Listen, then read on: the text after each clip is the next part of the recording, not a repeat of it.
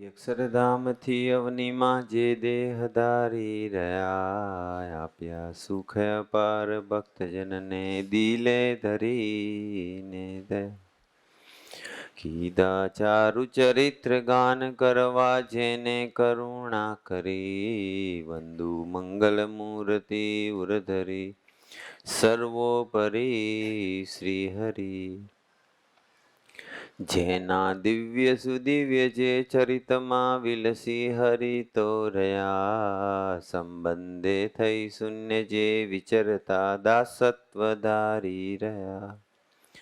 આપે અક્ષર સુખ ભક્તજનને સુહૃદ બની સર્વદા, એવા સ્વામી પ્રબોધ દાસ ગુરુને ભૂલકા સહુ સેવત. સજાનંદ સ્વામી મહારાજની જય, ગુરુ હરિ હરિપ્રસાદ સ્વામીજી મહારાજની જય, પ્રગટ ગુરુ હરિ પ્રબોધ સ્વામીજી મહારાજની જય, હરિપ્રબોધમ પરિવારની જય જય જય, દાસના દાસ થવાની જય જય જય.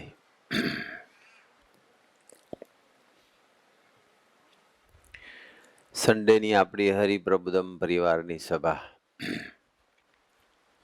જે સભા અન્ય સભા કરતાં વિશેષ પ્રકારની હોય છે. જે સભાની અંદર આપણને વિશેષ લાભ મળતો હોય છે. જે સભાની અંદર આપણને સમગ્ર હરિમય પ્રદેશના હરિપ્રબોધમ પરિવારના કેટલા બધા ભક્તોના દર્શન થતા હોય છે. એટલે ગમે તેમ કરીને આ સભામાં આવવાનો આગ્રહ રાખવાનો. ભલે તમે કદાચ આ સિવાયની 1, 2 કે 3 સભા ભરતા હોય, પણ રવિવારની સભા મસ્ટ. કારણ કે એ સંકલ્પ સ્વામીજીનો હતો અને એ સંકલ્પ આજે પ્રબોધ સ્વામીજીનો છે. ભલે દૂર પડે, ઘણાના લગ્ન હોય તો દૂર દૂર સુધી નહીં જતા હોતા, તો ભગવાન સાથે લગ્ન કરવું હોય તો પછી રવિવારની સભામાં આવી જવાનું. સામાન્ય કારણોસર, સામાન્ય પ્રસંગોને લઈને થોડો દેહભાવ, થોડા મન બુદ્ધિ આડા આવે, એટલે પછી બાના બની જાય ને પછી આપણે જાતને જ આપણે છેતરીએ કે આવું કારણ હતું ને એટલે હું ના જઈ શક્યા. જોજો, મોટા ભાગે આપણે આપણા આત્માને છેતરતા હોઈએ અને આત્મામાં બેઠેલા પરમાત્માને બી છેતરતા હોઈએ. આપણે આવી જવાનું, બસ કોઈ આવે કે ના આવે, મારે આવી જવું છે, બસ એવું વિચાર રાખવાનો. અહીંયા જે વાતો થતી હોય ને એ બીજી બધી સભાઓ કરતાં થોડીક જુદી હોય, વિશેષ હોય, સ્પેશિયલ હોય. નરોડા સભા થતી હોય ત્યાં ક્યાં ઘનશ્યામસિંહનો લાભ મળવાનો છે? મધ્ય સિટીમાં ક્યાં લાભ મળવાનો છે? ગાંધીનગરમાં ક્યાં લાભ મળવાનો છે? આજે અહીં લાભ મળ્યો બધાને. દરેક સભાની અંદર એક બે એવા સરસ વક્તાઓનો લાભ મળશે. સંતો હોય એટલે સંતોનો તો હોય જ, વારાફરતી બધા સંતોનો પણ લાભ અપાઈશ.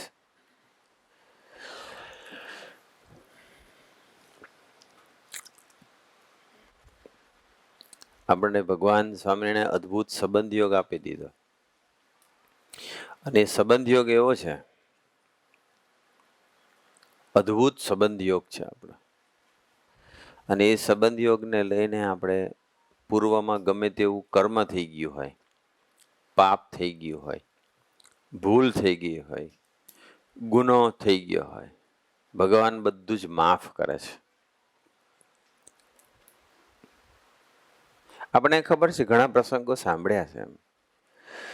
એ જેતલપુરની જે ગણિકાનો જે પ્રસંગ છે,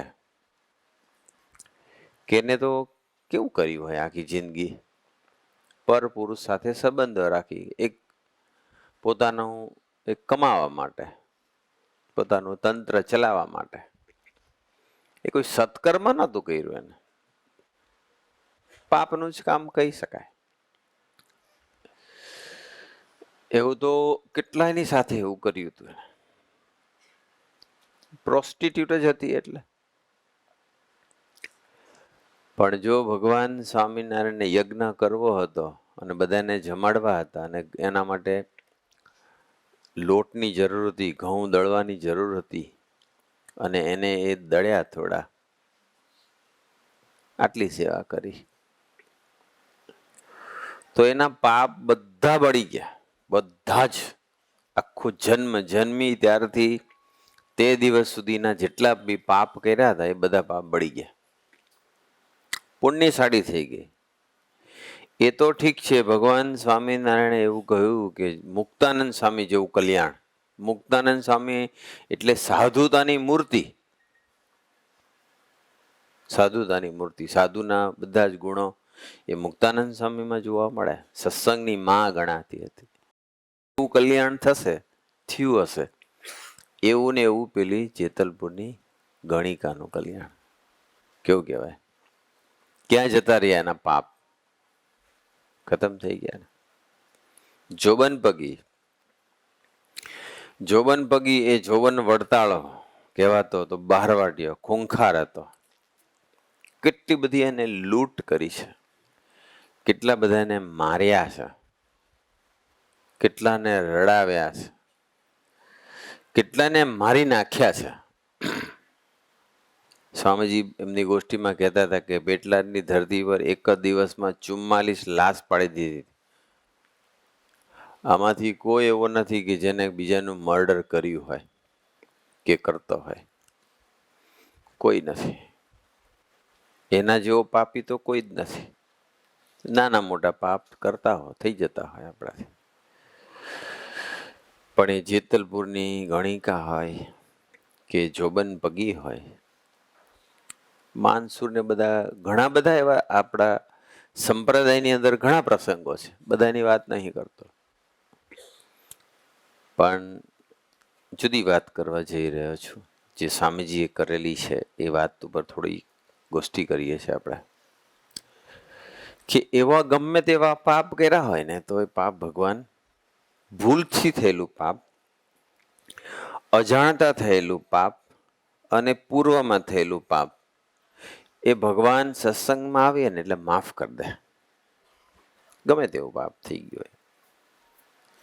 ગુણાતીતાનંદ સ્વામીની વાતમાં તો એવું લખ્યું છે. સ્વામીજીનો પેલા એક પ્રસંગ કહું, જે આપણે સાંભળેલો જ છે. જ્યારે નિર્ગુણ સ્વામી અહીંના પ્રાદેશિક સંત હતા તે વખતનો પ્રસંગ છે. નિર્ગુણ સ્વામીએ જ કહેલો પ્રસંગ કે અમદાવાદના તે વખતના કોક એવા હરિભગત, તમે બધાએ સાંભળેલો છે પણ હું રિપીટ કરું છું. આજે જે વિષય પર વાત કરવા જઈ રહ્યો છું એને અનુરૂપ છે પ્રસંગ, એટલે હું વાત કરું છું.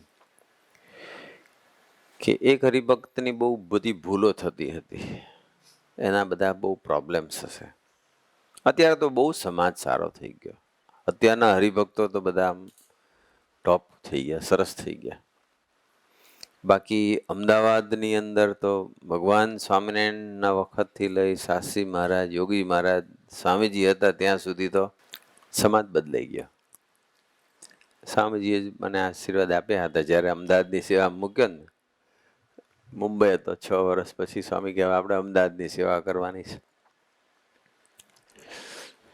પછી સ્વામીજીએ આશીર્વાદ આપેલા. અમદાવાદમાં હવે સર્વોપરી મહારાજ રિઝલ્ટ આપશે. હું પ્રાર્થના કરતો હતો, મને કે હવે સર્વોપરી રિઝલ્ટ આપશે. આપણને ખબર છે કે આપણી કેટલી તાકાત છે. આપણે એક જણને કન્વિન્સ કરવો, એક જણને નહીં, પોતાની જાતને કરવો હોય તો નથી થઈ શકતા. આપણે પોતાની જાતને પોઝિટિવ બનાવી શકીએ છીએ, અને જો બની ગયા હોત તો આપણી કોઈ તાકાત છે જ નહીં. We are absolutely zero. આ તો ભગવાન આપણને નિમિત્ત બનવાની તક આપતા હોય છે. નિમિત્ત બનવાનું, બસ નિમિત્ત બન્યાનો આનંદ માણવાનો. હું નિમિત્ત બન્યો એવું નહીં બોલવાનું, ભગવાને મને નિમિત્ત બનાવ્યો એવું જરૂરથી બોલવાનું. અને ભગવાન જ્યારે નિમિત્ત બનાવવા માટે આપણી પસંદગી કરતા હોય તો એ ચાન્સને આપણે મિસ નહીં કરવાનું, એ ઓપોર્ચ્યુનિટીને ગ્રેબ કરી લેવાની, નિમિત્ત બની જવાનું. અને ભગવાન પૃથ્વી પર હોય ત્યારે ભગવાનના કાર્યમાં નિમિત્ત બનવું એના જેવું કોઈ મોટું પુણ્ય નથી. કારણ કે ભગવાન જે મિશન લઈને આવે એ મિશનમાં તમે ભળો છો, કેટલી મોટી વાત કહેવાય. પણ મૂળ વાત પર આવી જઈએ આપણે કે તે વખતે કોઈ હરિભગતના બહુ તકલીફ હશે. મને નામ આજે બી નામ નહીં ખબર કે એને શું ભૂલો કરી હતી, શું ફરિયાદ હતી, મને કશી જ ખબર નથી. પણ પ્રસંગનો જે પાછળનો ભાગ છે એ મને બહુ ગમે છે. તમને ગમે છે. સ્વામીજીને વાત કરી કે સ્વામીજી હરિભગતને આ બધું આવું છે, તકલીફો, એની ભૂલો કરે છે, આવું બધું છે, એના પ્રોબ્લેમ્સ, તો તમે એને કંઈક સમજાવો ને. કે એમ બોલાવો કે સ્વામીજી આગળ કોઈ ફરિયાદ કરવા જાય ને ત્યારે 2-3 પ્રકારે ફરિયાદ કરવા જતા હોય બધા. એક ફરિયાદ કરતા હોય, એક સારી ભાવનાથી કરતા હોય કે ભાઈ થોડુંક વાતાવરણ સુધરે, આત્મીયતા વધે, કંઈ ખોટું નથી. પણ સૌથી પહેલા ફરિયાદ કરવી હોય ને તો પોતાની જાતની કરવા જેવી છે. હું છું ને ત્યાં સુધી જ પ્રોબ્લેમ છે. હું નીકળી ગયા પછી કોઈ પ્રોબ્લેમ રહેતો જ નથી. પણ એને અમુક જણા ફરિયાદ કરતા હોય છે પોતાના સ્વાર્થ માટે, સાત્વિકતા માટે, રિવેન્જ માટે, કે કોઈ ખોટી બેડ ઇન્ટેન્શન માટે કરતા હોય છે. આઉટ ઓફ સાત્વિકતા કરતા હોય એ ભગવાનને ના ગમે. આત્મીયતાથી કરતા હોય તો ભગવાન સાંભળે. સ્વામીજી કે એમ બોલાવો કે બોલાયા પ્રસંગ ખબર છે તમને, એટલે બહુ ડિટેલમાં નહીં કહેતો. પણ પછી બધું બેઠા.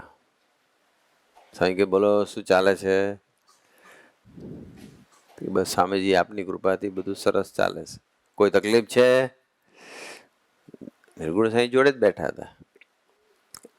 એમ કે થોડું પહેલા એને થોડુંક હેત પ્રેમ કરશે ને પછી સૂચન કરશે.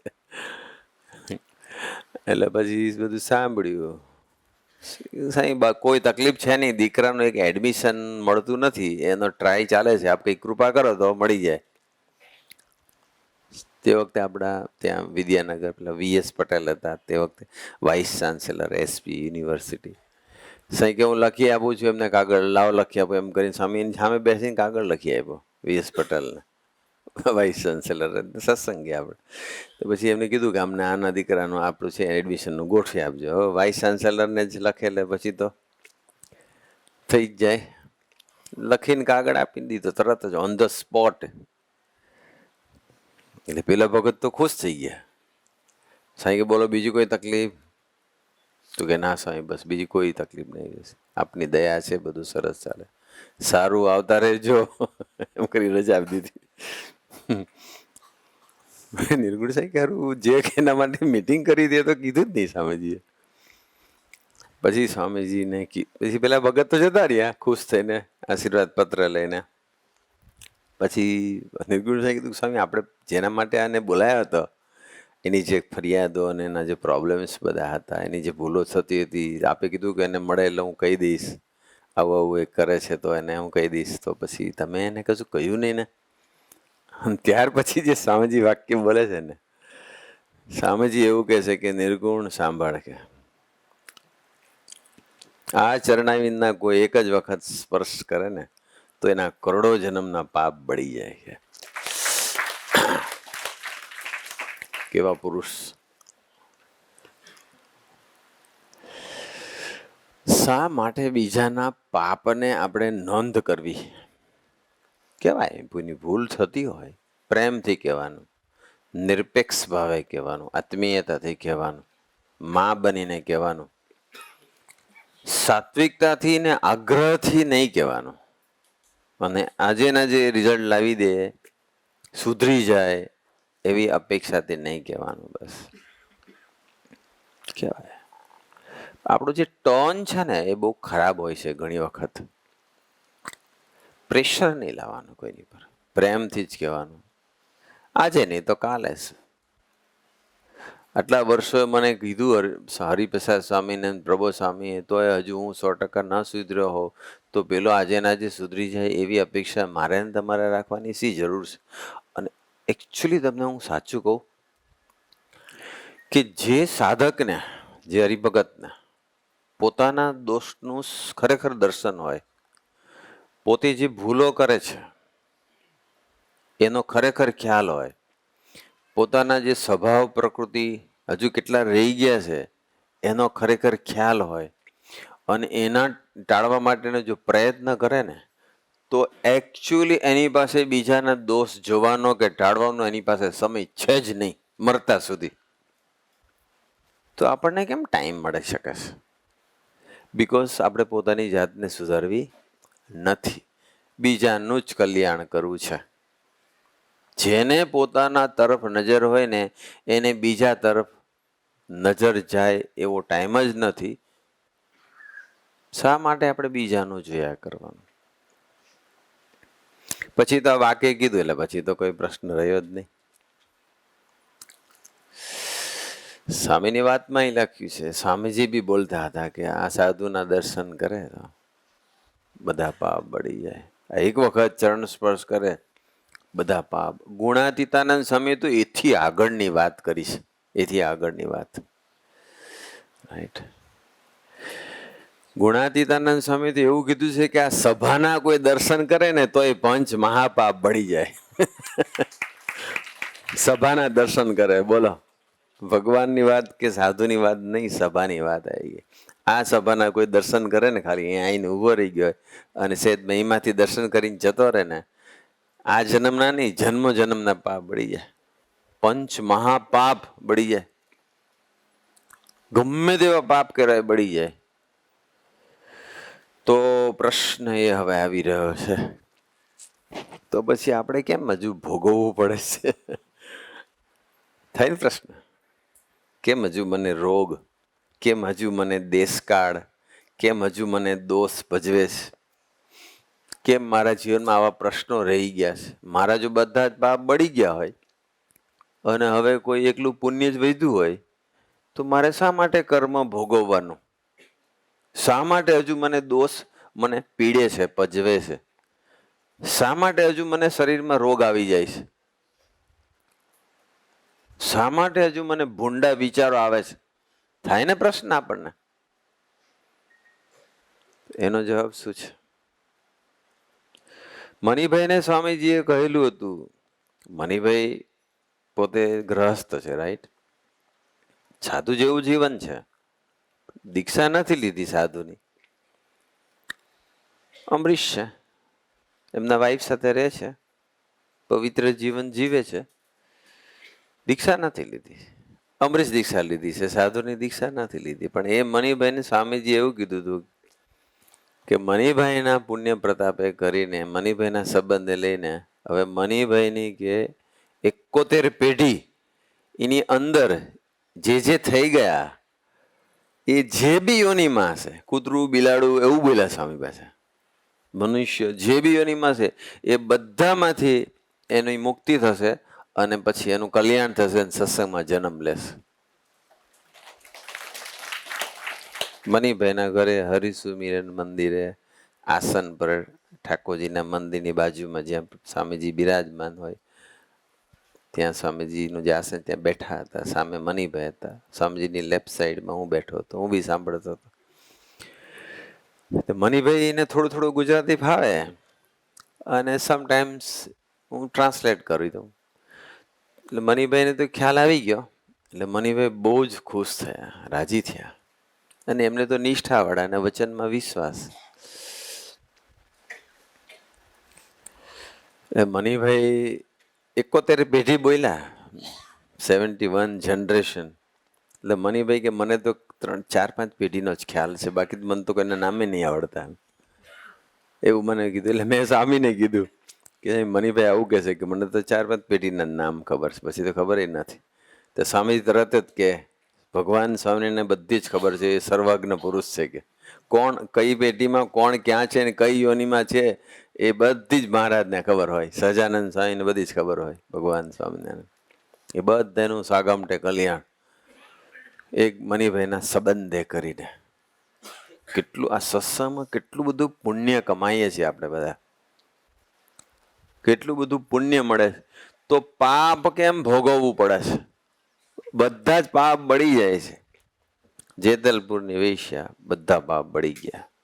જોબન પગી, બધા પાપ બળી ગયા. રાઈટ. હવે તો કેટલા બધા પ્રસંગો છે, પણ હું અત્યારે જુદી વાત કરું. હવે નેક્સ્ટ ટોપિક પર આવું છું. બીજો પાર્ટ 1 પતી ગયો. હવે પાર્ટ 2 છે, જે ઇમ્પોર્ટન્ટ છે. રાઈટ. કે તો પછી ભોગવવું કેમ પડે છે આપણને? શા માટે દોષ હજુ પજવે છે? શા માટે નાના મોટી તકલીફો આવે છે? શા માટે દેશકાળ આવી જાય છે? શા માટે નાના મોટા પ્રસંગો, એક્સિડન્ટ, આ તે બધું થાય છે? જોબ છૂટી જાય છે, બિઝનેસમાં લોસ જાય છે, એવું કદાચ કોઈને થતું હોય તો શા માટે થાય છે? રાઈટ. શા માટે હજુ ભૂંડા વિચારો ટળતા નથી? રાઈટ.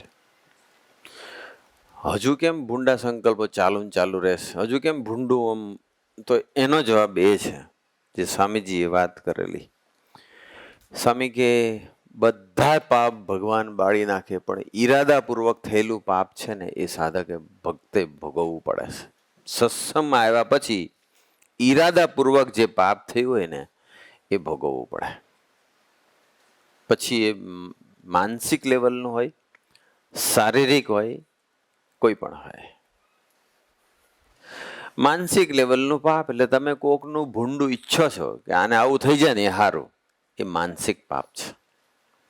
કોઈનું અહિત થાય એવો તમને સંકલ્પ ઉઠે, એ માનસિક પાપ છે. માનસિક બી પાપ થતો હોય. મનમાં ભૂંડો ઘાટ ઉઠે કે હું આની સાથે આવું કરું, એ માનસિક પાપ છે. જે માનસિક પાપ થાય છે એ બી આપણે ભોગવવા પડે છે.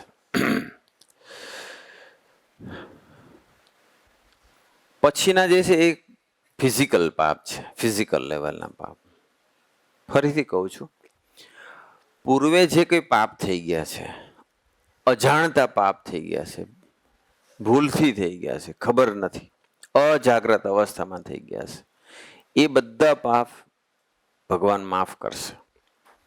પણ સત્સંગમાં આવ્યા પછી જાગ્રત અવસ્થામાં મને ખબર છે કે હું અત્યારે પાપ કરી રહ્યો છું, મારે આવું ન જોવું જોઈએ.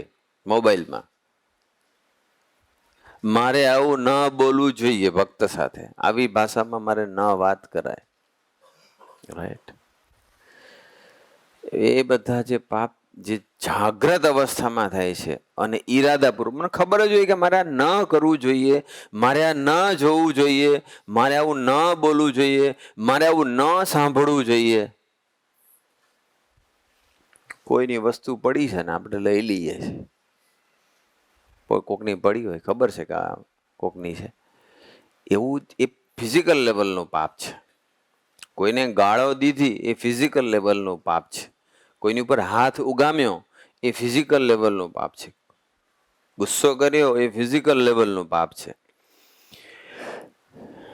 એ બધા પાપ ઈરાદાપૂર્વક થયેલા પાપ છે. ખબર છે કે મારે નહીં કરવું જોઈએ. ખબર છે કે શિક્ષાપત્રી મારે પાળવાની છે અને હું શિક્ષાપત્રીનો લોપ કરી રહ્યો છું, એ મને ખબર પડે છે. છતાં પણ મનને રાજી કરવા માટે, પ્રકૃતિને આધીન એ પાપ કરવાનું હું સ્ટોપ નથી કરતો. એ ભોગવવું પડે બધાએ, મારે ને તમારે, જેને જેને બી એ પાપ થતા હોય તે. આ થોડો કઠણ શબ્દ છે, પણ જાગૃત રહેવાનું છે. ઈરાદાપૂર્વક કોઈ પાપ નહીં કરવાનો. શા માટે ચોરી કરવાની? શા માટે ખોટું બોલવાનું? શા માટે ગપ્પા મારવાના? શા માટે બીજાને વાણીએ કરીને આપણે દુખવવાના? આ બધા પાપ જે થાય જાગ્રત અવસ્થાથી થાય છે, ઈરાદાપૂર્વક થાય છે. ખબર છે કે હું પાપ કર્યો છું અને છતાં બી કરી છીએ, એ ભોગવવું પડશે.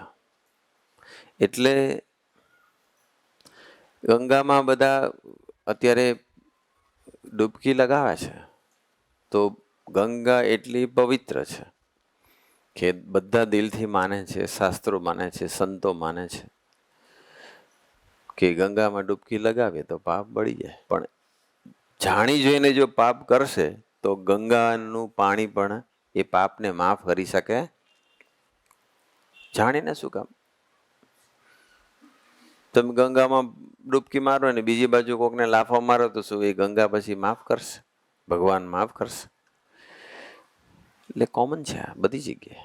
ઈરાદાપૂર્વક જાણી જોઈને જાગ્રત અવસ્થામાં ભગવાને આપણને જે નિયમો આપ્યા છે, જે આજ્ઞાઓ કરી છે, એને જો લોપીશું એ પાપ ભોગવવું પડે આપણે. ઈરાદાપૂર્વક પાપ નહીં કરવાનું. એટલે એ પાપમાંથી આપણે બચવું છે તો શું કરવું જોઈએ? હવે સ્વામીજી તો એકવાર એવું બોલેલા એમ કે એ પાપના ભગવાન સાક્ષી, આમ તો છે ને સાક્ષીની કોઈ જરૂર જ નથી, કારણ કે ભગવાન બધે જ છે. He is everywhere. દરેક અણુ અણુમાં છે ને, કણ કણમાં બોલે, કોઈ અણુ અણુમાં બોલે, રાઈટ? સ્વામી તો એવું કહે છે કે અણુની અંદર પણ જે ઇલેક્ટ્રોન, પ્રોટોન, ન્યુટ્રોન છે ત્યાં પણ અક્ષર બ્રહ્મ છે. ઇલેક્ટ્રોન જે મૂવિંગ છે, લાઇટની સ્પીડથી છે મૂવિંગ. વિચાર કરો, લાઇટની જેટલી સ્પીડ છે એટલી મોસ્ટ માઇન્યુટ એટમ, એની અંદર રહેલો ઇલેક્ટ્રોન, ન્યુટ્રોન સ્ટેબલ છે, પ્રોટોન સ્ટેબલ છે, મૂવિંગ ઓર્બિટમાં. કોણ ફરે છે? એ કેટલો સૂક્ષ્મ છે. એક વાળની ટોચ ઉપર કેટલા આવી જાય અણુ? હે? 10,000 અણુ આવી જાય એક વાળની ટોચ ઉપર. આમ વાળ, આખા વાળ ઉપર નહીં, એની ટોચ ઉપર કેટલા અણુ? તો એક અણુ કેવડો હશે? વાળ, આપણો વાળ કાઢીએ શરીરમાંથી, રૂવાડું, એની ટોચ ઉપર 10,000 હોય, એમાંથી એક અણુ લો, દેખાય જ દે. તો એની અંદર ઇલેક્ટ્રોન, ન્યુટ્રોન ને પ્રોટોન છે. એની અંદર ઇલેક્ટ્રોન ફરે છે અને આ પ્રકાશની ગતિએ. વિચાર કરો. તો એ કોણ ફેરવતું હશે? મોટર છે? કોઈ પંપ છે? કઈ પાવર સપ્લાય આપેલો છે ત્યાં? કઈ આટલા સૂક્ષ્મની અંદર એ અક્ષર બ્રહ્મ છે. અને એ અક્ષર બ્રહ્મ આપણને મનુષ્ય દેહધારી થઈને મળ્યું છે. કેવું કહેવાય? થોડું વિચારને પામીએ બસ. ક્યાં હું ઇન્વેસ્ટ કરું તો વધારે કમાવા મળશે, કોના શેર લઉં, મરી જશો શેર લેશો તો.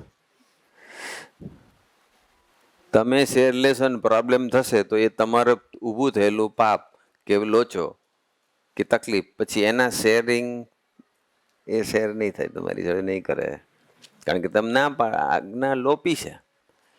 એટલે શેર બજાર, સટ્ટા બજાર, બીજું બધું જે આવતું હોય તે, પેલી હવે તો બધી પેલી કરન્સી બધી આવી ગઈ છે, ક્રિપ્ટો ને પેલી કઈ બીજું, હે? હા, બીટકોઈન. હવે શાંતિથી આપણા કોઈન રાખો ને, બીટકોઈન રાખવા એની કરતા કમાઓ, જાતે મહેનતથી કમાઓ. કોણ ના પાડે? થાવ કરોડપતિ, અબજપતિ થાવ, દશાંશ કાઢજો બસ.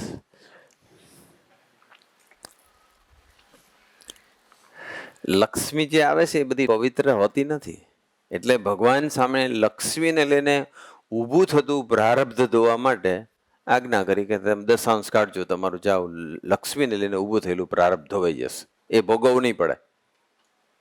પણ જાણી જોઈને પાપ કરીએ કે નહીં આપવા, એ એક પાપ જ છે. ભગવાનની આજ્ઞા લોપીને શિક્ષાપત્રીનો લોપ થયો કહેવાય, દશાંશ ના કાઢીએ તો. રાઈટ? તો પછી તૈયારી રાખવાની, ગમે ત્યાં પછી જતા રહેશે. અને કેટલા બધા એના સ્થાન છે જવા માટેના. ડોક્ટર, વકીલ, ટ્રાફિક પોલીસ ઘણા છે, હોસ્પિટલો ઘણા બધા છે એવા સ્થાન કે પછી એ બધા જતા રહે આપણા પૈસા. અને એ પૈસા આપણે આપીશું એનું આપણને જતા રહેશે, એનું આપણને કોઈ દિવસે એમ ન થાય કે હા આમાં ખુશી નહીં થાય, ચાલો હાલો હોસ્પિટલમાં મારા 5 લાખ ગયા. પણ તમે એ 5 લાખ હોસ્પિટલમાં જશે એનું તમને આનંદ નહીં થાય, પણ તમે દિલથી 5,000ની સેવા કરીએ છે એનો આનંદ આવશે તમને. કઈ જગ્યાએ પૈસાનો ઉપયોગ કરવો ને કઈ જગ્યાએ ના કરવો એવી આપણને ખ્યાલ હોવો જોઈએ. મૂળ વાત પર આપણે આવી જઈએ. શું વાત ચાલતી હતી? ઈરાદાપૂર્વક થયેલું પાપ સાધકે ભોગવવું પડે છે. આમ તો બધે જ છે, ભગવાનની જાણબાર કોઈ ચીજ છે, અંતર્યામીને સર્વજ્ઞ છે. પણ એક વખત આવું સ્વામીજી બોલ્યા હતા કે ભગવાન સાક્ષી તરીકે સૂર્યને મોકલે, ચંદ્રને મોકલે, હવાને મોકલે, પાણીને મોકલે, રાઈટ? આ બધા સાક્ષી હોય છે. અને પછી એનો રિપોર્ટ ભગવાન સુધી ફોરવર્ડ થઈ ગયા, પછી પહોંચી જાય ભગવાનને. આ તો એક સમજ લૌકિક રીતે છે. બાકી તો સમજણથી વિચારો અને જ્ઞાનથી વિચારો તો ભગવાનની જાણ બહાર કોઈ ચીજ છે. એનો કેમેરો તો બધે જ ફરતો હોય છે, બધે જ, ગમે ત્યાં હોય, અંધારામાં, બેડરૂમ. નાઇટ વિઝન તો હમણાં સ્ટાર્ટ થયા, ભગવાનનો તો ચાલુ જ છે પહેલેથી. બાથરૂમ હોય, બેડરૂમ હોય, એકાંત હોય, એવી કોઈ જગ્યા નથી કે જ્યાં ભગવાનનો કેમેરો ના ફરતો હોય. એટલે આવા બધા સાક્ષીને ભગવાન મોકલે. એમ પૃથ્વી બી એક સાક્ષી બની જાય અને ભગવાનનો ભગત બી સાક્ષી બની જાય.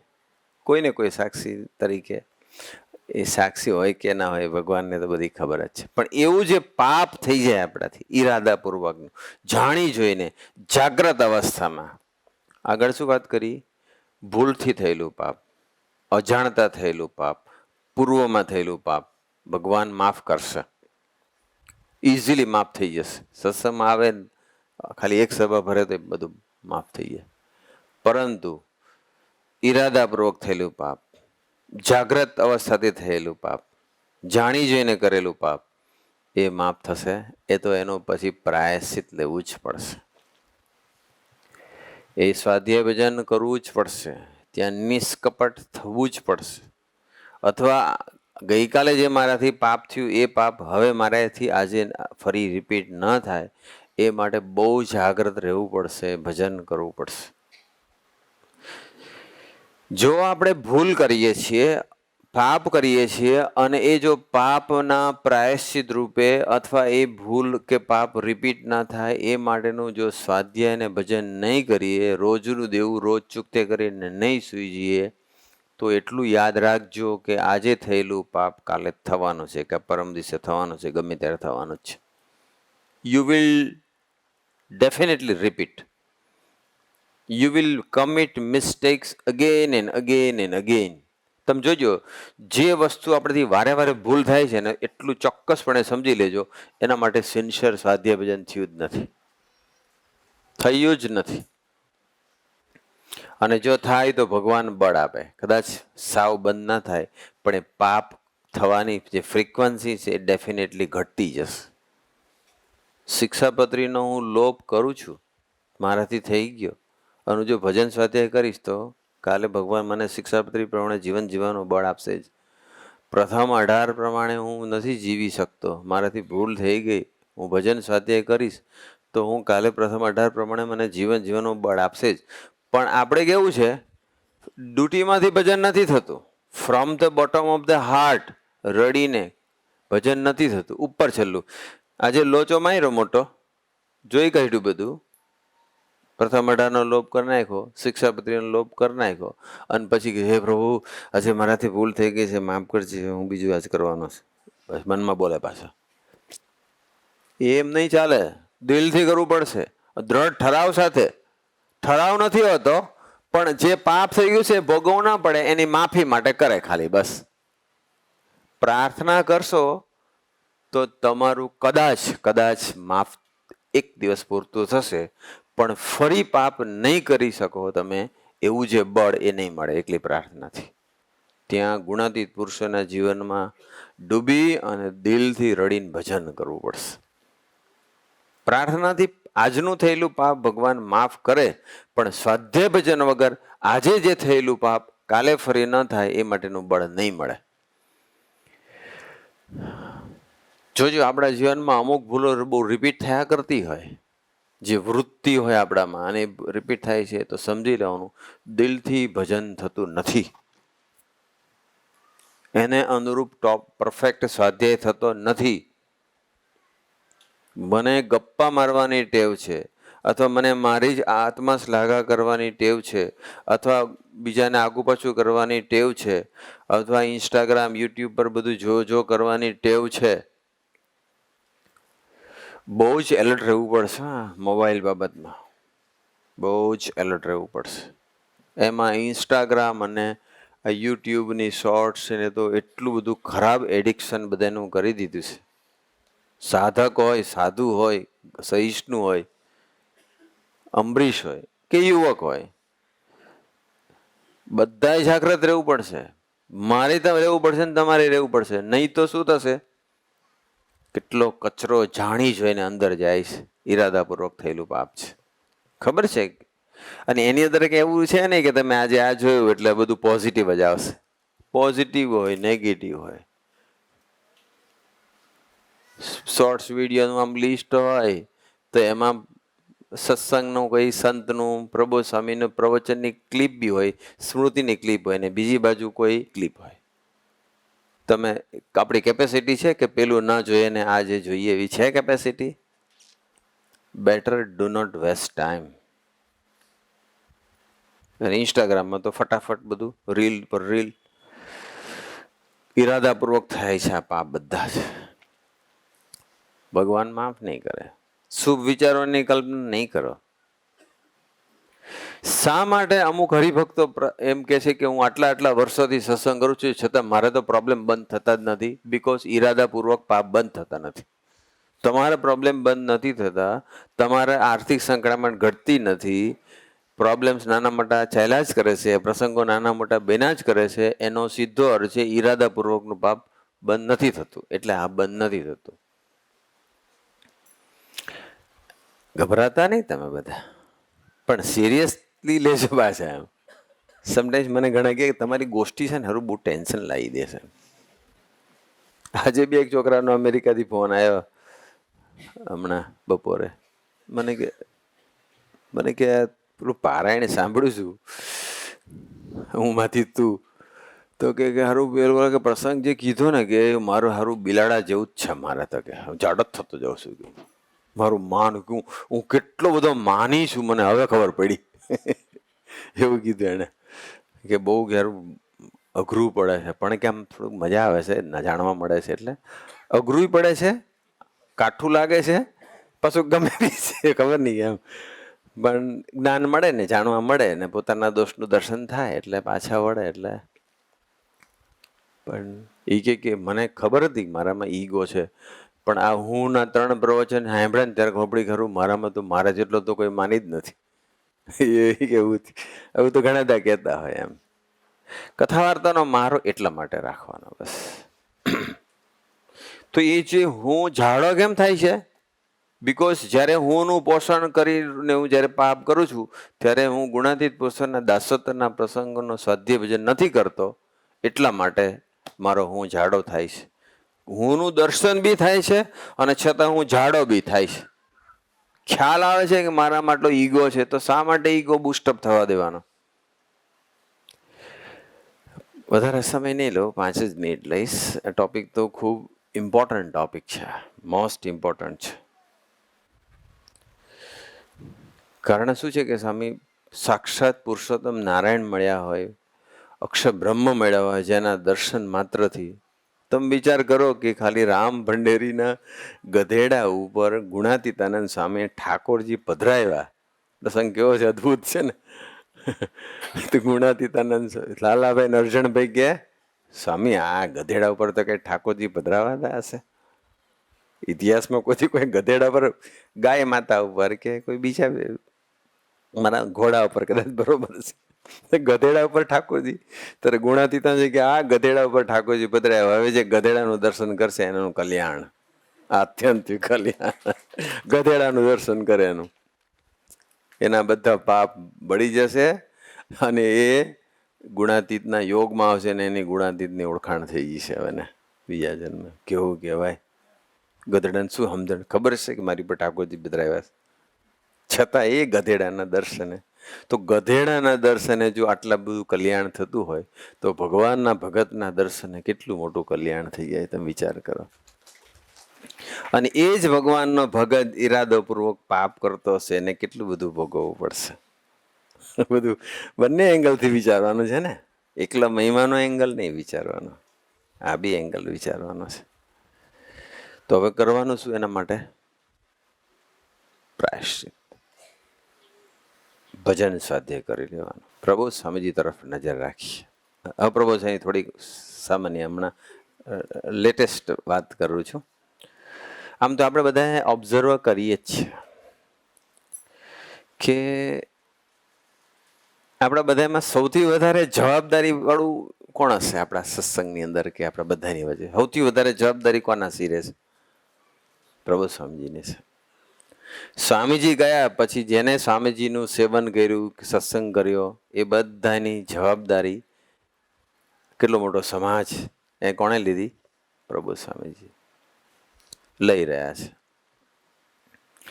સૌથી વધારે અમારી અંદર, તમે લોકો તો કદાચ તમે બી ગણો ને અમે, તમે તમારા કંઈ પર્સનલ કામ કે બિઝનેસ ઓફિસના કામે ટ્રાવેલિંગ કરતા હશો, અમે લોકો વિચરણ કરતા હોઈએ.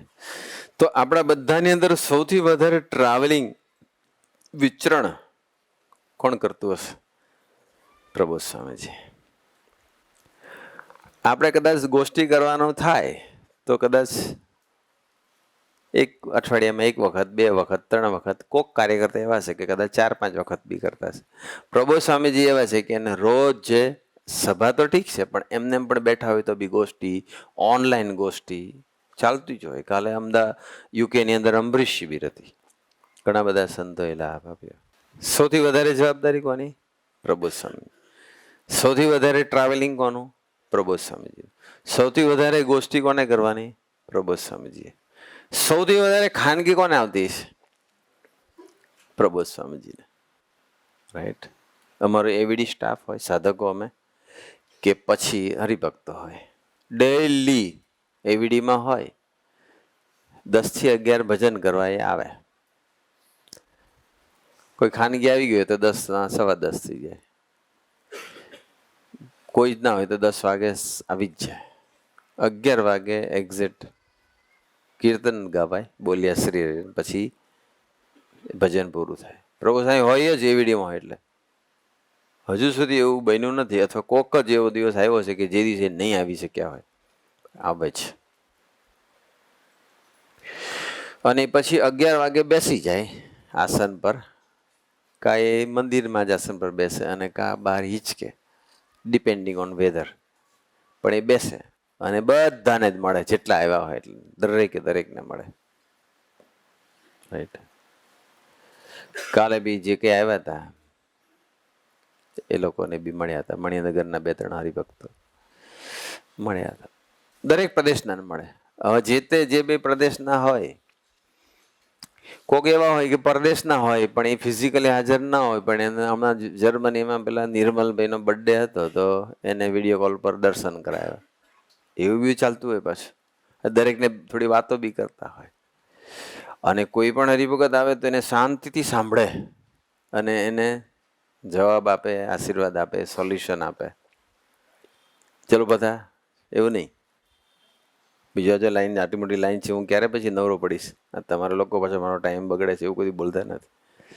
અહીંયા આવ્યા હોય અને પધરામણી ગોઠવી તો કોઈ દિવસ આ 3 વર્ષની અંદર 22, 23, 24, 3 વર્ષ, અને હવે 25 ચાલુ થઈ ગયું. હજુ સુધી મને કીધું નથી એમણે કે આજે પધરામણી કેટલી ગોઠવી છે, ક્યારે પૂરી થશે, એવું હજુ સુધી મને પૂછ્યું નથી. જે અમે કાર્યકર્તાઓ સાથે મળી નક્કી કર્યું હોય, આપણે એવો જ પ્રયત્ન કરીએ કે પ્રભુ સાંઈને સમયસર થાળ મળે. એટલે હજુ મૈત્રી સાંઈ કે એમને કોઈ ચાન્સ આપણે આપવા નથી દેતા મોસ્ટલી, કે પ્રભુ સાંઈને જમવામાં કે આરામમાં ડીલે થાય. પણ છતાં બી પણ પ્રભુ સાંઈ તો કોઈથી પૂછતા જ નથી કેટલો સમય જશે. સાંભળજો આ બધી વાત. અત્યારે તમને કહું છું, પ્રભુ સ્વામીજીની વાત કરું છું. પેલા એક બેકગ્રાઉન્ડ તૈયાર કરું છું. સૌથી વધારે હરિભક્તોની ખાનગી પ્રભુ સ્વામી. સૌથી વધારે હરિભક્તો કોઈ પણ પ્રાદેશિક સંતને મળ્યા એના કરતાં તો પ્રભુ સાંઈને મળે છે, તો બટ નેચરલ છે. અમદાવાદમાં આવ્યા હોય તો અમદાવાદના હરિભક્તને મેળાવે. અને જ્યારે પ્રભુ સાંઈ અમદાવાદ આવે ને, અને જ્યારે કોઈ વ્યવસ્થા થઈ ગઈ હોય તો લાભ લેવા આવી જવાનું. ચોક્કસ. આ વખતે હમણાં ગયા ત્યારે બેંગ્લોર, અને આપણે હાંસોલ વ્યવસ્થા કરી હતી, તો કેવું કે એક સમય એવો આવી ગયો કે બધા એને જે ખાનગી કે હાર પહેરાવાના હતા કે મળવાનું હતું કે આશીર્વાદ પતી ગયું, તો બી પ્રભુ સ્વામી પાસે સમય હતો અને હજુ 10 મિનિટ વધી હતી. તો પછી તો કીર્તન ગવડાવ્યા, રાઈટ? યુ રિમેમ્બર જેટલા આવ્યા હશે ને ભાઈઓ બહેનો બધા 200, 250, 300 જેવા હશે કદાચ. લાભ લેવા આવી જવાનો અવશ્ય. ભગવાન અને ભગવાનના સાધુ, ઇવન હરિભક્તના દર્શનનો લોભ રાખવાનો. આપણે ક્યાં એવી દૂર છે, આવી જવાનો લાભ લેવા. આપણે કે ઉતારવાનો પ્રશ્ન નથી, રાત્રે પાછા આવી જવાનું. બીજું દિવસે લાભ લઈ લેવાનો. મોટી સંખ્યામાં આવો તો જાણ કરી દેવાની, એટલે તમારી રસોઈની વ્યવસ્થા થાય. હજુ સુધી એવું નહીં કીધું ભાઈ બહુ વધારે ના લાવશે અહીં જમવામાં, પછી અમારે રોટલા વધતા નથી એવું કીધું. એવું તો ખવડાવે, કોઈ દી ખૂટતું છે નહીં. પણ સૌથી વધારે હરિભક્તોને સમય કોણ આપે છે? પ્રબોધ સ્વામીજી. આપણા બધાની અંદર શાંતિથી, ભક્તિથી, સ્વાધ્યાય, ભજન, કથા વાર્તા, ભજન, ધ્યાન સાથે પરફેક્ટ પૂજા કોણ કરે છે? આમાંથી કેટલા જણા એવા છે કે જેટલા 45 મિનિટ રોજ પૂજા કરતા હોય એવા પ્લીઝ હાથ ઊંચો કરો. હા, થોડાક નીકળ્યા. 15 જણા હાથ ઊંચો કર્યો, સારું કહેવાય. પ્રભુ સાંઈની પૂજામાં કોઈ દિવસ ઉતાવળ નેવર એવર. પ્રભુ સ્વામી જમતી વખતે મોબાઈલનો ઉપયોગ કે કોઈ સાથે ફોન કોલ્સ કશું કરતા? આમાંથી કેટલા એવા છે કે જમતી વખતે મોબાઈલ સાથે રાખે છે? હાથ ઊંચો કરો, કરો કરો ઊંચા હાથ. મોટા ભાગના છે. અમુક જણા તો શરમના મારા ઈરાદાપૂર્વક હાથ ઊંચો નથી કરતા. આજે શબ્દ પકડાય છે, ઈરાદાપૂર્વક. બધું જે પાપ ભોગવવું પડે છે ને, જે આપણે દુઃખી થઈએ છીએ અને સહન કરવું પડે છે, એનું કારણ છે ઈરાદાપૂર્વક. શબ્દ યાદ રાખજો બસ. આજે આટલું લઈ જજો, ઈરાદાપૂર્વક બસ. એ પણ હેલ્પ કરશે. જ્યારે પાપ થતું હશે ને અથવા ઈરાદાપૂર્વક થતું હશે ને ત્યારે તારું હા હું ઈરાદાપૂર્વક રીલ જોઉં છું. હા, ઈરાદાપૂર્વક હું ખોટું બોલ્યો, ઈરાદાપૂર્વક સભામાં હું આજે ન ગયો. ઘણું બધી ખબર પડશે. ભગવાન તો છે ને કરુણાનિધિ છે, આપણને જાગ્રત કરે જ છે, સર્ચ લાઇટ ફેંકે જ છે, દોષનું દર્શન કરાવે છે.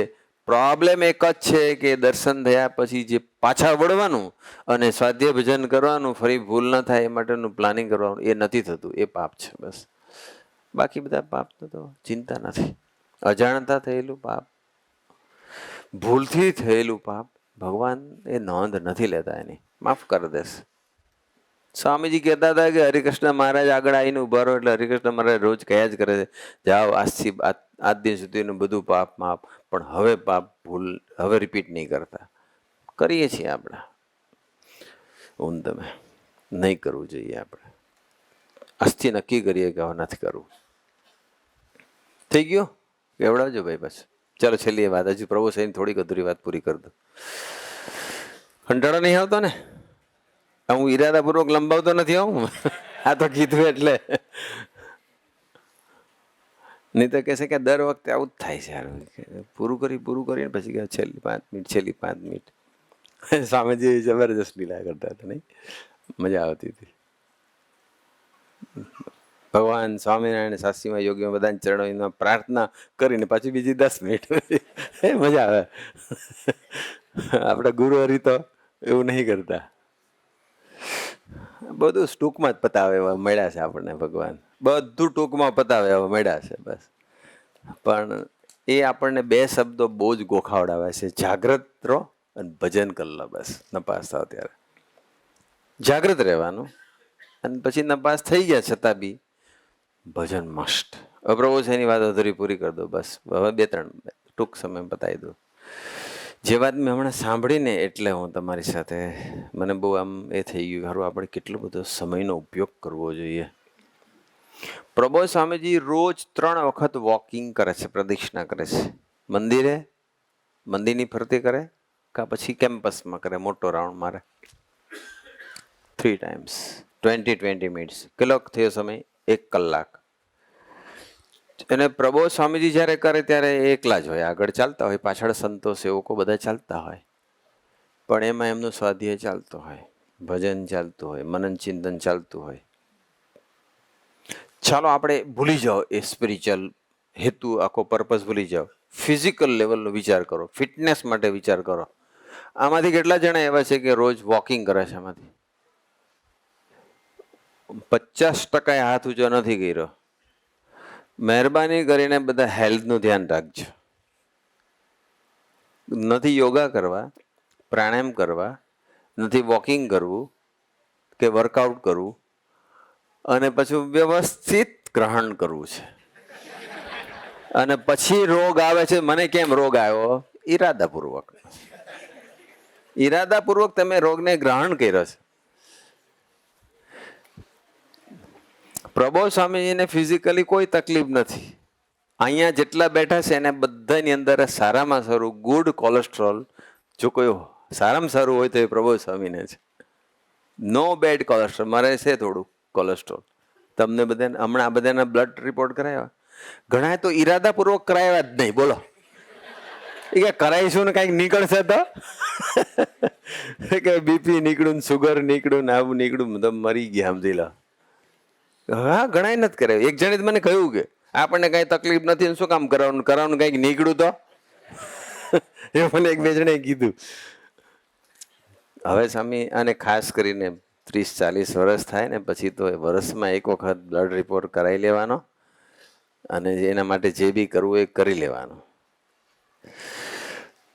પણ થોડું ફિઝિકલ ફિટનેસનું ધ્યાન આપજો. હા, તમે વોકિંગ નહીં કરો, યોગાસન પ્રાણાયામ કે વર્કઆઉટ નહીં કરો, ભલે આપણે જીમમાં જાવ નહીં કહેતો, પણ ઘરે તો અડધો પોણો કલાક કરીએ, અડધો પોણો કલાક, પ્રભુ સાહેબ 1 કલાક. પ્રભુ સાહેબ પ્રાણાયામ ને યોગા બી કરે છે, એક્સરસાઇઝ બી કરે છે. મને કે હું રોજ આ નેકની, શોલ્ડરની બધું મને સમજાવે કે હું આટલું કરું છું, 10 મિનિટ કપાલભાતિ કરું છું, પ્રાણાયામ કરી લઉં છું. ભસ્ત્રિકાને કરે છે. એમને જરૂર છે? એમની ફિટનેસ તો કેવી છે? એમના સ્ટેપ્સ નાના હોય ને, આમ હાઈટ ઓછી એટલે, તો પણ એ જે ચાલે કેટલું સ્પીડથી ચાલે છે at the age of 71-72, right? તો એની ફિટનેસ કેવું ધ્યાન. એક લૌકિક રીતે બી આપણે એ વસ્તુ મેં આ એટલા માટે ગણાવ્યું કે મેં તમને કીધું કે પ્રભુ સાહેબનો કેટલો બધો સમય આમાં દિવસમાં વપરાય છે. ખાનગી, વિચરણ, પધરામણી, ભજન, વોકિંગ, બધાનો, રાઈટ? તો એમને હું સમય મળતો હશે. અને છતાં પણ આ છેલ્લી વાત કરવા જઈ રહ્યો, છતાં પણ અમે 2-3 દિવસ પહેલા સેવકોની મિટિંગ કરીશ, જે એવીડીમાં રહેશે સેવકો, નોન સહિષ્ણુ સેવકો, 30-35 જેટલા હશે કદાચ. તો એની એક મિટિંગ કરી. મૈત્રી સ્વામી, અશોકભાઈ, સર્વમંગલ સ્વામી મિટિંગમાં હતા. પછી અમે રોજ સાંજે વોક કરીએ ને તો બધા સેવકો, અમે સાથે 2-3 સેવકો રોજ અમારી સાથે હોય ને પછી બધી વાતો ચાલતી હોય, પ્રબોધ સ્વામીજીની વાતો ચાલતી હોય. એમાં વાત કરી કે અમારી મિટિંગ થઈ ને, એમ એક પ્રબોધ સ્વામી એક વાત કરી, એ વાત મને શેર કરી, એ હું તમારી જોડે કરું છું. પ્રબોધ સ્વામીજી એવું બોલ્યા કે તમારે નવરાશ છે, તમારે દિવસમાં 2 કલાકનું કોઈ પણ ભોગે મંદિરે આવીને ભજન કરી લેવાનું. 2 કલાક એવીડી સ્ટાફને અમને આજ્ઞા છે. એમાં 10 થી 11નો સમય છે એ કોમન છે, બધાએ ભેગા મળીને કરવાનો. બાકીનો જે કલાકનો સમય છે એ પોતાની રીતે ગમે ત્યારે કરી લેવાનો. છેવટે રૂમમાં કરી લો કે મંદિરે કરી લો કે વોકિંગ કરતા કરી લો, પણ કરી લેવાનું. 2 કલાકનું ભજન પ્રભુ સાહેબ આજ્ઞા કરી છે. પછી સ્વામી પ્રભુ સાહેબ એવું કીધું કે બાકી નવરા પડે એટલે કથા વાર્તા ના કરે રહેવાનું. અને પછી જે પ્રભુ સાહેબ બોલ્યા એ મેઇન આ વાત કહેવા માટે આ છેલ્લી 15 મિનિટ મેં લીધી છે. પ્રભુ સાહેબ એવું બોલ્યા કે મારે મારી વાત ન કરવી જોઈએ, છતાં બી હું તમને કહું છું કે એવીડી આવ્યા પછી 3 ગ્રંથ, સ્વામીની વાતો, વચનામૃત ને પુરુષોત્તમ બોલ્યા પ્રીતિ, આ 3 ગ્રંથનું 2 વખત મેં વાંચન આખું પૂરું કર્યું. 3 ગ્રંથ 2 વાર પૂરા કર્યા. પ્રભુ સાહેબ કે મને, તમને એમ લાગતું છે કે પ્રભુ સાહેબને બધો બહુ લોડ છે, બહુ બીજી છે. પ્રભુ સાહેબ કે મને આટલી બધી આ લોડ કે તમે જે લાગતું હોય તે, પણ મને 2 થી 2.5 કલાકનો સમય મને મળી જાય છે વાંચવા માટેનો. અને પ્રભુ સાહેબ સમયનો ઉપયોગ કેવી રીતે કરે ખબર? એવું નહીં કે સળંગ અડધો કલાક, સળંગ 1 મિનિટનો બી ગેપ મળે ને સીધું ખોલીને બેસી જાય. કાલ તમે જોયું હશે કે અહીંથી નીકળ્યા 3:30 એવીડીથી, 4 વાગ્યાની ટ્રેન હતી આણંદથી વાપી, અને જેવા બેઠા એટલે તરત જ એમને આઈપેડ ખોલી કાઢ્યું, અને એમના આઈપેડમાં, એમના મોબાઈલમાં અને એમના લેપટોપની અંદર શું હોય? કથા વાર્તા છે, એકલી કથા વાર્તા. અને પછી ખોલીને બેસીએ, વાંચવા બેસીએ. તરત જ he is not wasting single minute નહીં, સિંગલ સેકન્ડ યુટિલાઇઝ પૂરેપૂરો કરે છે. બસ હવે આપણે જુઓ કે આપણને થોડોક સમય મળે તો આપણે શું કરીએ છીએ? Screen time. સ્વાધ્યાય ટાઈમ નથી, સ્ક્રીન ટાઈમ ઘટાડો અને સ્વાધ્યાય ટાઈમ વધારો. બસ screen time, chatting, news, games, YouTube, Instagram, આવું બીજું કંઈક બીજું હશે જે હશે તે. કામ વગરનો સમય આપણે બગાડીશ. હા, કોઈ યુવકનો સંપર્ક કરવાનો હોય, એની ગોવાડી કરવાની હોય, સત્સંગને રિલેટેડ કોઈ સેવા હોય, સંતોને ફોન કોલ્સ કરવાના હોય, ઓફિસનું કોઈ કામ હોય, ઇમ્પોર્ટન્ટ કશું હોય, નો પ્રોબ્લેમ. પણ તમે જુઓ કે ખરેખર આપણે ભગવાનને માન્ય હોય અને મારા આત્માનું ઉત્થાન કરે એટલો સ્ક્રીન ટાઈમ હું ખરેખર કાઢું છું ખરો? એટલો જ કે પછી મારા મનને, મારી ઇન્દ્રિયોને રાજી કરવા માટે હું કાઢું છું? મારે અને તમારે, આપણે બધાએ વિચાર, આ ઈરાદાપૂર્વક થતું પાપ છે. બીજા કરે એટલે કરવાનું. કારણ કે મનને એટલું બધું ગમે છે રીલ્સ જોવાનું કે વિડીયોઝ જોવાનું, એટલું બધું ગમે છે, બધું ઓપોઝિટ વ્યક્તિ સાથે આપણને એની સાથે ચેટિંગ કરવાનું એટલું બધું ગમે છે, વૃત્તિનું પોષણ થાય છે, મનને એવું જ ગમે છે, એટલે એનો ટાઈમ ઇઝીલી નીકળે છે. ટાઈમ સ્વાધ્યાય ભજનનો બધા પાસે છે, પણ ટાઈમને મેનેજ કરતા નથી આવડતું. ટાઈમને મેનેજ કરવો એટલે કે જે જગ્યાએ મારો સમય બગડે છે એ સમય બચાવી અને બચેલા સમયમાં હું સ્વાધ્યાય ભજન કરું, કથા વાર્તા કરું, કે કંઈક સારું પોઝિટિવ કામ કરું, સત્કર્મ કરું. એવું કંઈ નથી થતું આપણાથી. એ મેનેજમેન્ટ, ટાઈમનું મેનેજમેન્ટ નથી આપણને આવડતું. બાકી તો મળે જ. મેં આગળનું બેકગ્રાઉન્ડ એટલે તૈયાર કર્યું કે પ્રભો સ્વામી સૌથી વધારે રિસ્પોન્સિબિલિટી, જવાબદારી, સૌથી વધારે ટ્રાવેલિંગ, સૌથી વધારે કથા વાર્તા, સૌથી વધારે ખાનગી સભાઓ મળવા કરવાનું, વોકિંગ, આ તે ભજન, છતાં પણ એમને 2-2.5 કલાક મળે છે. તો શું આમાંથી કોઈ એવું આર્ગ્યુમેન્ટ કરી શકશે કે મારી પાસે ટાઈમ નથી? કોઈ કરી શકશે? કોણ છે જેટલું, જેને પ્રભુ સ્વામી જેટલી જવાબદારી છે અને પ્રભુ સ્વામી જેટલો લોડ છે, એવું કોણ છે આમાંથી? કોઈ જ નથી આપણામાં. અને પછી એમ કે મને ટાઈમ નથી મળતો, એ ખોટો જવાબ છે. ટાઈમનો જે મિસયુઝ થાય છે એનો વિચાર નથી આવતો આપણને. આપણે જે ખોટો ઉપયોગ કરીએ છીએ ટાઈમનો, એ ટાઈમને આપણે ગણતા જ નથી. મોબાઈલ સારી વસ્તુ છે, પણ મોબાઈલમાં જાગ્રત ન રહે તો મોબાઈલ જેટલું ખરાબ કશું જ નથી. બધાએ, મારે ને તમારે, ત્યાગી ગ્રહી બધાએ, તમારે બધાએ ધ્યાન રાખવાનું છે. વેસ્ટ નહીં કરીએ આપણે સમય થઈ ગયો. એટલે મારે આ એક વાત કરવી હતી કે મને તો એ જ વિચાર, હજુ હું હુલ્લા દિલે કહું કે મને હજુ 3 ગ્રંથનું મેં વાંચન આ એવીડી આવ્યા પછી નથી કર્યું. ભલે કથા વાર્તા ને પારાયણો ભલે થતી હોય, પણ 3 ગ્રંથનું વાંચન મેં એક વખત, હા, કોરોના વખતે પૂરું કર્યું હતું એ હરિધામમાં. કારણ કે ટ્રાવેલિંગ જ બંધ હતું, જવાનું જ બંધ હતું. એટલે હા, ઈરાદાપૂર્વક સાધ્ય ભજનનો સમય આપવામાં આવ્યો હતો. સારું થયું છો કે થઈ ગયું, 3 ગ્રંથનું વાંચન થઈ ગયું, આમ સંતોષકારક થયું. પણ પછી એવીડી આવ્યા પછી થયું, ભલે ગોષ્ઠી ગમે એટલી કરતા હોય, શિબિરો થતી હોય, પારાયણો થતા હોય, લોકો સાંભળતા હોય, બધું બરોબર છે, પણ 3 ગ્રંથનું વાંચન પ્રભુ સ્વામીજી 2 વખત કર્યું. હજુ 3 વર્ષ આ એપ્રિલમાં પૂરા થશે. 21 એપ્રિલ. હજુ 3 વર્ષ થયા નથી, પણ 2 વખત 3 ગ્રંથ પૂરા કર્યા. તો એ પુરુષને જો સમય મળતો હોય તો મને તમને કેમ ના મળે? એટલે આજે સંકલ્પ કરીને જાઓ, પ્રભુ સાંઈ 2.5 કલાક કરતા હોય, આપણે બધાએ 1.5 કલાક પોતાના આત્મા માટે કાઢવાનો. આજથી નક્કી કરીને જાઓ બધા. ગોખાવેલું જ છે, નવું નથી. પણ આજે આ પ્રભુસાઈની વાત સાંભળ્યા પછી મારે ને તમારે નક્કી સહેજ બી ટાઈમ મળે ને 2 મિનિટનો, પ્રભુસાઈ પેલા વિજયભાઈ કદાચ સૂતા હોય ને પ્રભુસાઈ વહેલા ઉઠી ગયા હોય તો અંધારું હોય રૂમમાં, તો એ લાઇટ ચાલુ ન કરે ને એને ઉઠાડે નહીં, સીધું ખોલીને બેસી જાય, વાંચવા બેસી જાય. એક જણની ખાનગી આવી અને પછી ખાનગી પતી ગઈ છે અને થાળના ટાઈમમાં હજુ 2 મિનિટની વાર છે, તો 2 મિનિટની એમ કીધું હોય કે 2 મિનિટ પછી આપણે થાળમાં, તો એ 2 મિનિટ શું કરે?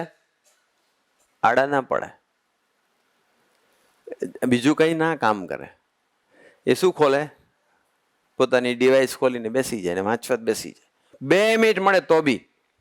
લાસ્ટ યર અમેરિકા જ્યારે ગયા ને અમેરિકા જવાનું હતું અને બધો લગેજ ગોઠવાતો હતો ગાડીમાં, યુએસએ જવાનું હતું, એટલે પ્રદેશ જવાનું, તો એમણે થોડીક જ મિનિટ હતી પણ એમને શું કર્યું? પાછા બેસી ગયા વાંચવા માટે. 3માંથી કોઈ પણ એક વસ્તુ લઈ લે, આઈપેડ, લેપટોપ.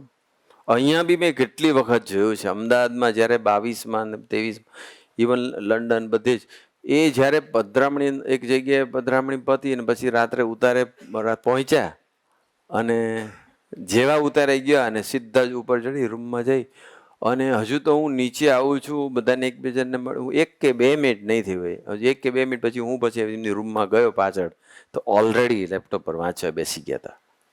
બિલકુલ 1 સેકન્ડનો ઉપયોગ કરે છે. આટલું આજે શીખીએ આપણે. 2 મિનિટ મળે તો બી, હા તો મોબાઈલ છે તો મોબાઈલની અંદર PDF રાખો, હરિપ્રબોધમ વૃંદ છે એમાં પ્રવચનો તો છે જ, દરેકના અંદર હરિપ્રબોધમ વૃંદની એપ ડાઉનલોડ કરી નાખો, PDF રાખો, MP3 રાખો, યુટ્યુબ પર બધા પ્રવચનો છે એ રીતે ઉપયોગ કરો. યુટ્યુબના પારાયણો છે, બધું કથા વાર્તા તો ચાલુ ને ચાલુ જ છે. એનો ઉપયોગ કરતા શીખો. મને શાંતિથી હું કરીશ, શાંતિ નથી મળવાની. તમે જ્યારે કરશો ને એ 1-2 મિનિટનો ઉપયોગ કરશો તો એમાં જ શાંતિ પછી એનાથી જ મળવાની છે. 7:30 થઈ ગયા. આજના શુભ ને મંગલકારી દિવસે ગુરુ હરિના ચરણોમાં પ્રાર્થના કે પ્રભુ સ્વામી તમે આટલા મોટા છો, આટલી બધી જવાબદારી છે, બીજું પાછું તમારે કરવાનું કાંઈ બાકી જ નથી, તમારે સ્વાધ્યાય ભજનની જરૂર જ નથી, છતાંય તમે આટલો સમય કાઢો છો, 3 ગ્રંથ 2 વખત પૂરા કરો છો, રોજ 2-2.5 કલાકનો સમય તમને મળે છે. તો અમને જે નથી મળતો એ અમારી ખોટી આર્ગ્યુમેન્ટ છે, અમે ખોટો સમય બગાડીએ છીએ એનું અમને ભાન નથી.